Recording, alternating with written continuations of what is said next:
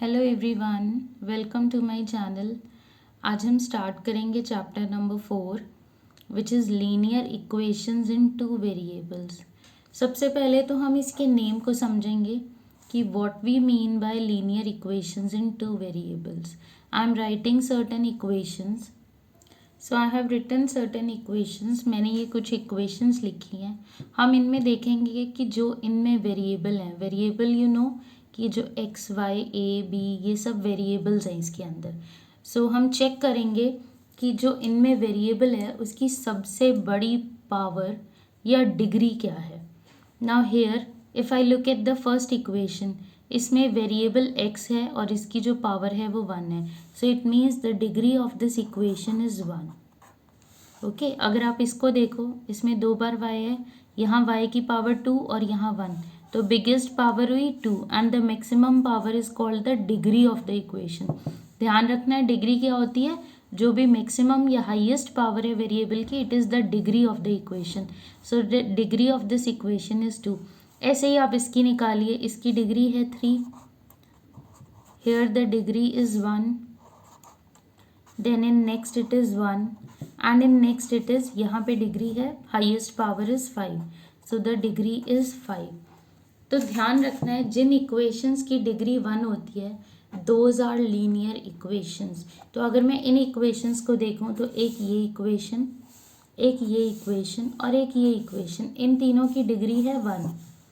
So equations of degree 1 they are called linear equations. तो linear equations क्या होती हैं? ऐसी इक्वेशंस जिनकी डिग्री या हाईएस्ट पावर ऑफ वेरिएबल 1 है। तो पहला तो हमें क्लियर हो गया, linear equation, equation of degree 1 they are called linear equation.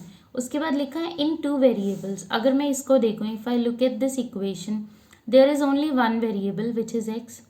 अगर मैं इसको देखूँ, यहाँ भी एक ही वेरिएबल है विच इज़ जेड, और अगर इसे देखूँ तो यहाँ भी एक ही वेरिएबल है, ठीक है, जो एक्स है। अब टू वेरिएबल्स में हम कैसे लिख सकते हैं? The first example I am writing is 2x plus 3y minus 7 equals to 0. I can write 2u minus 3v is equal to 5. Y plus z is equal to 2. So these are the examples of the linear equations in two variables. देखो यहाँ पे highest power of variable तीनों में 1 है, तो एक तो degree 1 हो गई तीनों इक्वेशंस की। दूसरा, जो इनमें वेरिएबल्स हैं वो कितने कितने हैं? हर इक्वेशन में वेरिएबल, देर आर 2 वेरिएबल्स, तो वेरिएबल 2 हैं, डिग्री 1 है। So these are the linear equations in 2 variables. तो सबसे पहले तो हमें चैप्टर का नेम समझ में आना चाहिए ना, तभी चैप्टर करने का फायदा है। सो लीनियर इक्वेशंस इन 2 वेरिएबल्स, ऐसी इक्वेशंस जिनकी डिग्री 1 है और जिसमें 2 वेरिएबल हैं, ठीक है। तो ये 3 एग्जाम्पल हमने लिखे हैं। अब हम बात करते हैं इनके सॉल्यूशंस की। If I take any linear equation in 1 variable, मान लो मैं ये वाली लेती हूँ, z minus 5 equals to 0। If I need to solve this, तो ये हो जाएगा z इज इक्वल टू 5। जब आप इसको सॉल्व करते हो तो z का सिर्फ एक ही आंसर आया, जो भी वेरिएबल होगा x y z a b c, उसका एक ही आंसर आएगा। So every linear equation in 1 variable it has only 1 solution. इसको हम कहते हैं या तो सॉल्यूशन, या फिर एक और वर्ड यूज करते थे, root. So 5 is called the root और the solution of the equation.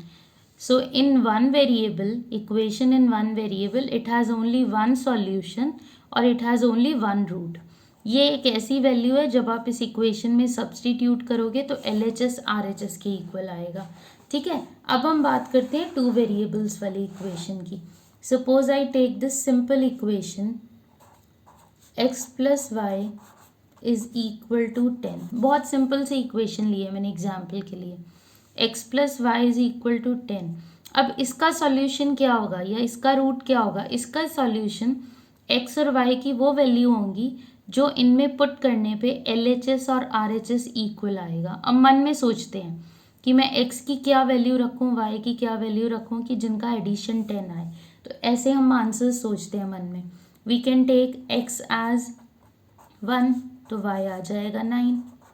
We can take x as 2, तो y आ जाएगा 8। चेक करो, 1 + 9 10, 2 + 8 10। ठीक है, अगर मैं लेती हूँ x को 9 तो y आ जाएगा 1। अब ज़रूरी नहीं है हम पॉजिटिव वैल्यू लें। If I take x as -1 so y will be 11। ठीक है, तो -1 + 11 क्या होगा 10, तो ये भी इसका सॉल्यूशन हो गया। सो ये जो मैं सारे लिख रही हूँ ये इसके सॉल्यूशंस हैं। आप x को ले लो -12, तो y हो जाएगा, हमें चाहिए 10, तो क्या ऐड करें कि 10 आए, 22। तो 22 और -12 को जब ऐड करोगे तो आंसर आएगा 10। पुट करते जाओ, ऐसे इतने सारे आंसर्स आ जाएंगे कि रात तक भी ख़त्म नहीं होंगे। सो जो ऐसी वैल्यूज़ आएंगी, the x and y values which will satisfy this equation, this is a linear equation in 2 variables. Linear इसलिए क्योंकि हाईएस्ट पावर ऑफ वेरिएबल 1 है और 2 वेरिएबल है, so it is a linear equation in 2 variable. और आपको ध्यान में रखना है, जितनी भी लीनियर इक्वेशंस होती हैं 2 वेरिएबल्स की, उन सबके इनफाइनाइटली मैनी सॉल्यूशंस हैं। Infinitely many solutions, infinitely many means कि इतने हैं कि आप काउंट भी नहीं कर सकते, एंडलेस हैं। So there are infinitely many solution. कोई भी इक्वेशन ले लो 2 वेरिएबल की, these are the examples which are written. आप x की वैल्यू पुट करते जाओ, कुछ भी मान के, कुछ मर्जी मान लो, रियल नंबर में कोई भी, rational irrational, you will keep on getting the value of y। आप x को पुट करो तो y आता जाएगा, y को सब्सटीट्यूट करोगे तो x आता जाएगा। तो इसके सॉल्यूशंस का कोई एंड ही नहीं है। तो अगर एक वेरिएबल में है तो सिर्फ एक सॉल्यूशन रहेगा या एक रूट रहेगा, और अगर 2 वेरिएबल्स में है then there are infinitely many solutions. ध्यान रखना है, ये 1 मार्क में आता है क्वेश्चन कि how many solutions are possible for a linear equation in 2 variables. या आपको कोई भी एक इक्वेशन दे देंगे जिसमें 2 वेरिएबल्स हैं एंड द क्वेश्चन में be find out the number of solutions और tell how many solutions are possible. तो इसका आंसर रहता है इनफाइनाइटली मैनी सॉल्यूशंस। और अगर रीजनिंग बतानी है, because for every value of x there is a value of y, और for every value of y there is a value of x। x को पुट करते जाओ y आता जाएगा, y को पुट करते जाओ x आता जाएगा। तो इसके इतने सारे सॉल्यूशन हैं। अब हम बात करते हैं स्टैंडर्ड नोटेशन की, कि स्टैंडर्ड फॉर्म में कैसे लिखते हैं। So the standard form is ax + by + c = 0। अब आप कहोगे कि a भी वेरिएबल है, x भी, b भी, y भी और c भी। नहीं बेटा, ऐसा नहीं है। जो इसमें a, b और c हमने लिए हैं, these are the real numbers. जैसे अगर मैं इक्वेशन लिखूँ 2x + 3y + 5 = 0, तो अब आप कंपेयर करके देखो, a की जगह 2, b की जगह 3 और c की जगह 5। तो ये कोई भी रियल नंबर्स हो सकते हैं। रियल मतलब ये रैशनल भी हो सकते हैं और ये इरेशनल भी हो सकते हैं। So the standard form of a linear equation in 2 variables is ax + by + c = 0, where a, b and c these are real numbers and a and b are not both zeros। दोनों इकट्ठे zero नहीं हो सकते। a हो सकता है अकेला zero और b हो सकता है अकेला ज़ीरो, पर दोनों इकट्ठे ज़ीरो नहीं होंगे। ठीक है, तो अगर एक मान लो अगर दोनों ज़ीरो हो जाएं, a और b, सपोज हम कहते हैं हम नहीं मानते तुम्हारी बात, क्यों माने, है ना, हम पुट करके देखते हैं कि अगर a भी ज़ीरो हो गया और b भी ज़ीरो हो गया तो क्या आएगा, ये 0 + 0 + c = 0। अब कोई भी नंबर, जैसे यहाँ देखो 5 है, अगर यहाँ 5 होता तो 5 = 0 तो रॉन्ग आ जाता ना। तो ये तो लीनियर इक्वेशन ही नहीं रह गई, 2 वेरिएबल की बात तो बिल्कुल ख़त्म हो गई। So that's why it is written a and b are not both zeros. इनमें से एक हो सकता है, वो कैसे, वो अभी क्वेश्चन में आएगा कि एक ज़ीरो होगा और एक नहीं होगा, एक गिवन होगा, उसके एग्जाम्पल्स अभी आएंगे। सो हम स्टार्ट करते हैं अपनी एक्सरसाइज 4.1, जो बहुत सिंपल एक्सरसाइज है, बहुत ही इजी है और बहुत जल्दी से हो जाएगी। Question number 1। Question 1 is the cost of a notebook is twice the cost of a pen. हमें कहा है कि एक नोटबुक की कॉस्ट पेन की कॉस्ट के डबल है। Write a linear equation in 2 variables to represent this statement, इस स्टेटमेंट को रिप्रेजेंट करो लीनियर इक्वेशन इन 2 वेरिएबल में, and it is given that take the cost of a notebook as ₹X. So I am writing, let the cost of a notebook, it is equal to ₹X, and the cost of a pen, it is to be taken as ₹Y. So cost of a notebook we have assumed as ₹X and cost of pen as Y. अब आप कहोगे कि हम एक variable भी तो ले सकते थे कि नोटबुक की कॉस्ट जो है पेन से डबल है, तो हम पेन को x मान ले तो नोटबुक 2x हो जाएगी।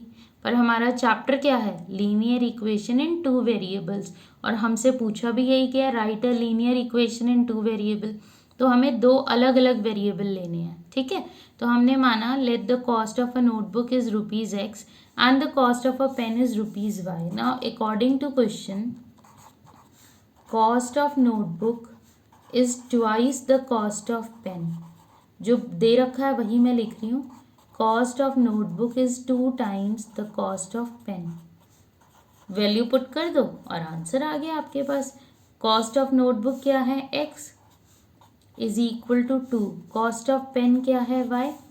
आप यहाँ भी छोड़ सकते हो या सारी की सारी टर्म्स को एक साइड पे शिफ्ट कर दो, जैसे स्टैंडर्ड फॉर्म में हमने लिखा एक ही साइड पे, ठीक है। तो हम क्या करेंगे, we are writing this as x minus 2y is equal to 0 and this is the required equation. Okay, इसके बाद लिख देना है which is the required equation in 2 variables, और simply which is the required equation जो हमें पूछी गई थी वो इक्वेशन आ गई। So which is the required equation, ये हो गया हमारा क्वेश्चन नंबर 1। इजी है ना, बच्चों का खेल है ये, तो आप फटाफट से कर लोगे और बहुत मज़ेदार क्वेश्चन है। ऐसे ही क्वेश्चन नंबर 2 है, बहुत इजी क्वेश्चन है, देखना एक पार्ट मेरे बताते ही सारे आप खुद ही कर लोगे। So let's start question number 2। Question number 2 is having 8 parts. Second question, we are given the express the following linear equation in the form ax plus by plus c equals to 0। Question है कि जो भी आपको equations दी हैं उन्हें इस format में ले आओ and indicate the value of A B and C in each case. A B और सी की वैल्यू बताओ, बहुत ईजी है, अभी साथ साथ समझ आ जाएगा। देखो पहली इक्वेशन है 2x plus 3y is equal to 9.35 bar. ये जो बार है बेटा सिर्फ 5 के ऊपर है, हमें इसे इस फॉर्म में लाना है। अब क्या डिफरेंस है दोनों के अंदर, इस फॉर्म के अंदर सारी की सारी टर्म्स लेफ्ट साइड पे हैं, राइट में सिर्फ 0। तो हमें इस तरह करना है कि राइट साइड सिर्फ 0 हो। दूसरा, ये दोनों साइन पॉजिटिव होने चाहिए, तो हमें जब भी इक्वेशन लिखनी है यहाँ और यहाँ दोनों तरफ पॉजिटिव साइन करने हैं। तो देखते हैं कैसे करना है। 2x प्लस 3y शिफ्ट कर दो, माइनस 9.35 बार इक्वल्स टू 0। एक चीज़ तो हो गई कि सारी की सारी टर्म शिफ्ट हो गई। अब दूसरा काम क्या करना है, ये जो साइन है ये दोनों पॉजिटिव होने चाहिए, यहाँ नेगेटिव है, so it can be further written as 2x plus 3y। मैं यहाँ प्लस लगा दूँ, so can I write in this way, मैं इसको ब्रैकेट में लिख सकती हूँ ना, लिख सकते हैं ना इसको, तो इसको ब्रैकेट में कर दो इक्वल्स टू 0। अब लिख दो value, so a is equal to, a की जगह क्या है कंपेयर करो 2, b की जगह क्या है, वेरी गुड, बहुत जल्दी बता दिया, और c की जगह माइनस 9.35 बार। कितना इजी क्वेश्चन है ना, देखो फटाफट हो गया। इतना इजी तो कोई भी चैप्टर नहीं है जितना इजी ये है, ठीक है। तो ये हो गया क्वेश्चन कंप्लीट। अब हम करेंगे सेकंड पार्ट। अब देखो सेकंड पार्ट में ये इक्वेशन दी है x minus y upon 5 minus 10 equals to 0। एक काम तो इन्होंने कर दिया कि सारी की सारी टर्म्स लेफ्ट साइड में दे दी, सिर्फ अब यहाँ पॉजिटिव साइन लगाने हैं। सो देखो मैं कैसे लिख रही हूँ, सबसे पहले मैं अभी पॉजिटिव नहीं कर रही, I am writing it as 1/5y। लिख सकते हैं, एक ही बात है, माइनस 10 इक्वल्स टू 0। अब मैं सारे साइन करूँगी पॉजिटिव, प्लस ब्रैकेट में लिख दिया माइनस 1/5 और यहाँ ब्रैकेट में लिख दिया माइनस 10। सो एक्स के साथ क्या अटैच्ड है 1 प्लस -1/5 इंटू वाई प्लस लगाया और -10। अब कंपेयर करो ax plus b y plus c, a की जगह 1, एक्स के साथ कुछ भी नहीं है मतलब 1 प्लस वाई के साथ जो होगा वो b और जो यहाँ पे बचेगा वो c। So write down which implies a is equal to 1, b is equal to -1/5 and c is equal to -10। तो ये हमारे आंसर्स आ गए। थर्ड पार्ट भी बहुत ईजी है। -2x plus 3y is equal to 6। सबसे पहले आप सारी टर्म्स को सेम साइड पे शिफ्ट कर दो। -6 इक्वल्स टू 0। अब ये सारे साइन ये भी हम ऐसे लिखते हैं -2 इंटू एक्स प्लस 3y और इसको लिख दो, प्लस का साइन लगाओ और -6 को ब्रैकेट में ले जाओ। अब कंपेयर कर दो, x के साथ जो अटैच्ड होता है वो a, y के साथ जो अटैच्ड है वो b और जो कांस्टेंट है मतलब जिसके साथ कोई भी वेरिएबल नहीं है इट इज़ कॉल्ड कांस्टेंट, तो -6। ठीक है, तो तीनों वैल्यूज आ गई। So let's do fourth part में हमें इस तरह दिया है, हमारे पास कोई कांस्टेंट टर्म नहीं है जो c की जगह है। अब उसको देखते हैं कैसे करेंगे। पहले शिफ्टिंग की, अब हमारे पास जो मिसिंग होता है उसकी जगह हम 0 लगाते हैं। ये ऐसे प्लस का साइन लगाओ, -3 इंटू वाई और c की जगह कुछ नहीं है तो वहाँ लगा दो 0। 0 लगाने से कोई फ़र्क तो पड़ा नहीं, 0 की कोई वैल्यू तो है नहीं, तो हमने c की जगह अटैच कर दिया 0। तो अब लिखो which means a is equal to, इसके साथ क्या है, दिस इज 1x 1, b की जगह -3 और c की जगह 0। ठीक है, डन। नाउ फिफ्थ पार्ट भी इसी टाइप से है। देखो इसमें भी x और y की टर्म्स थी, इसमें भी, तो ये तो आप अभी कर लोगे फटाफट। शिफ्ट कर दो, साइन ऑलरेडी प्लस है बट c मिसिंग है तो उसकी जगह हम लिख देंगे 0, क्योंकि फॉर्मेट 0 लिखना ज़रूरी है क्योंकि फर्स्ट पार्ट है write in the form of ax plus b y plus c. So therefore a is equal to 2, b is equal to, मुझे मालूम है आप लिख चुके हो, वेरी गुड, बहुत फास्ट हो गए हैं मेरे बच्चे, है ना, बहुत अच्छे हो गए हो आप, फटाफट कर लेते हो सब। अब नेक्स्ट देखो 3x प्लस 2 इक्वल्स टू 0। मैंने बताया था ना कि जब हमने स्टैंडर्ड फॉर्म लिखी थी ax plus b y plus c equals to 0, हमने लिखा था कि a और b इकट्ठे 0 नहीं हो सकते, मतलब एक हो सकता है। तो यही वो केस है जिसमें y की टर्म ही नहीं है। तो जब आपके पास जो भी मिसिंग है एक्स वाई, जैसे अगर c मिसिंग होता था तो आप सिंपल 0 लिखते थे। अब इसमें y की टर्म मिसिंग है तो आपको लिखना है 3x प्लस 0y।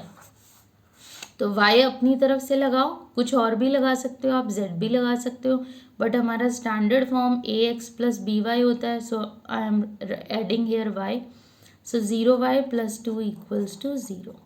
अब हो गया इजी, a की जगह 3, b की जगह बिल्कुल ठीक 0 और c की जगह 2। ठीक है, नेक्स्ट पार्ट है हमारा सेवेंथ पार्ट इज, देखो ये भी इसी तरह से है, इसमें x मिसिंग है, इसमें x की टर्म ही नहीं है तो हमने लिखा 0x प्लस y के साथ कुछ लिखना है 1 है लिख दो, नहीं तो एज इट इज़ रहने दो, प्लस -2 इक्वल्स टू 0।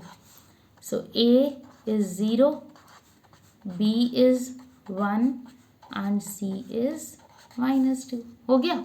अब रह गया लास्ट पार्ट, यहाँ कर रहे हैं। सो एट्थ पार्ट भी बहुत इजी है। 5 इज इक्वल टू 2x। अब इसे हम दो तरीके से कर सकते हैं, एक मैं करूँगी एक आप खुद करोगे। पहला वे है हम इसको लिख दें 5 माइनस 2x इक्वल्स टू 0। फिर मैं लिखूँगी -2x plus 0y plus 5 equals to 0। Arrange कर दिया, पहले x फिर y और फिर कांस्टेंट टर्म, और y नहीं था तो हमने 0y लिखा। तो a आ गया -2, b आ गया 0 और c आ गया 5। मैंने अभी कहा था ये दो मेथड से हो सकता है, एक तो मैंने कर दिया। दूसरा मेथड हम क्या कर सकते हैं सेम क्वेश्चन का, मान लो मैं इसको दोबारा लिखती हूँ। We can write this as 2x equals to 5, ऐसे भी तो लिख सकते हैं ना, ठीक है। तो हम इसको लिख देंगे 2x माइनस, चलो मैं कर देती हूँ आपके लिए, -5 इक्वल्स टू 0। अब हम 0y अटैच कर दें, -5 is equal to 0। So a की वैल्यू आ गई 2, b की वैल्यू 0 और c की वैल्यू -5। दोनों मेथड करेक्ट है, आप इससे करोगे तो भी ठीक है, आप इससे करोगे तो भी ठीक है, both the answers are correct. तो आप जैसे मर्जी कर लीजिए। तो हो गई हमारी एक्सरसाइज 4.1 कंप्लीट। इजी थी ना, एक बार और कर लेना, बस एग्जाम तक करने की ज़रूरत ही नहीं पड़ेगी, अपने आप माइंड में बैठ जाएगी ये, ठीक है। तो नेक्स्ट वीडियो में हम करेंगे नेक्स्ट एक्सरसाइज 4.2। आज के लिए इतना ही, that's all for this video. Thank you everyone.